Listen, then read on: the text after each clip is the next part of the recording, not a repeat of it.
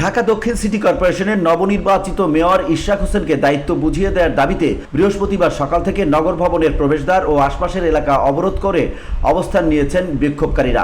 এতে করে সরকারি কর্মকর্তা কর্মচারী এবং সেবা প্রত্যাশী নাগরিকদের প্রবেশে বাধা সৃষ্টি হয়েছে। ঢাকাবাসী ব্যানারে সংগঠিত হয়ে বুধবার থেকেই নগর ভবনে বিক্ষোভ শুরু করে। তারা বৃহস্পতিবার থেকে অনির্দিষ্টকালের জন্য কর্মসূচি চালিয়ে যাওয়ার ঘোষণা দেন। এই ধারাবাহিকতায় বৃহস্পতিবার সকাল 9টার দিকে তারা নগর ভবনের মূল ফটকে অবস্থান নিয়ে স্লোগানে মুখর করে তোলেন।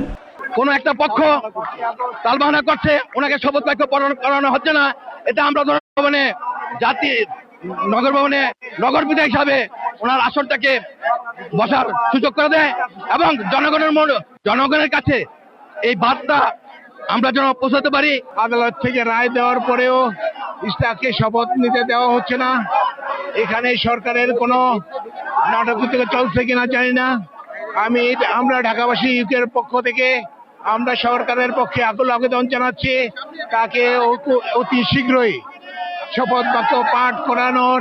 আমাদের আন্দোলন সংগ্রামের ফসলে এই সরকার, অথচ আমরা কল্পনাও করতে পারি নাই আদালতের রায় ইশরাক হোসেনকে ঢাকার মেয়র নির্বাচিত করেছেন দক্ষিণের। তারপরেও স্থানীয় সরকার উপদেষ্টা আসিফ মাহমুদ সজীব ভুঁইয়া, আমরা মনে করি উনার ষড়যন্ত্রের কারণে আমাদের নেতা ইশরাক হোসেন শপথ নিতে পারছেন না। খুনি হাসিনা চলে গেছে, কিন্তু তার পুরো বডিটা রয়ে গেছে, তার পুরো পেটাত্তারা এখানে কন্ট্রোল করতেছে। আমাদের আশঙ্কা তারাই আমাদের মেয়রকে তার আসনে বসতে দিতে চাচ্ছে না। বিক্ষোভে অংশ নেয় একজন জানান, ইশরাক হোসেনকে মেয়র ঘোষণা করে গেজেট প্রকাশ হয়েছে, অথচ শপথ অনুষ্ঠানে গড়িমসি চলছে। এটা আমরা মেনে নেব না, অবিলম্বে দায়িত্ব বুঝিয়ে দিতে হবে। এটা নতুন একটা ষড়যন্ত্র ছাড়া অন্য কিছু না।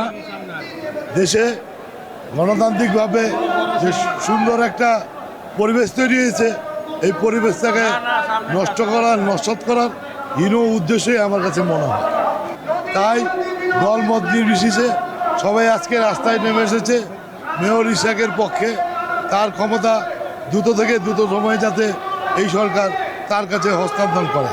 এরপর নির্বাচন কমিশন 27 এপ্রিল গেজেট প্রকাশ করে তাকে ঢাকা দক্ষিণের নতুন মেয়র হিসেবে ঘোষণা দেয়। কিন্তু এখনও তার শপথ অনুষ্ঠান হয়নি, যার ফলে দায়িত্ব গ্রহণ প্রক্রিয়াও আটকে আছে। এ নিয়ে আন্দোলনকারীরা স্থানীয় সরকার মন্ত্রণালয়ের ভূমিকা নিয়ে ক্ষোভ প্রকাশ করেছেন।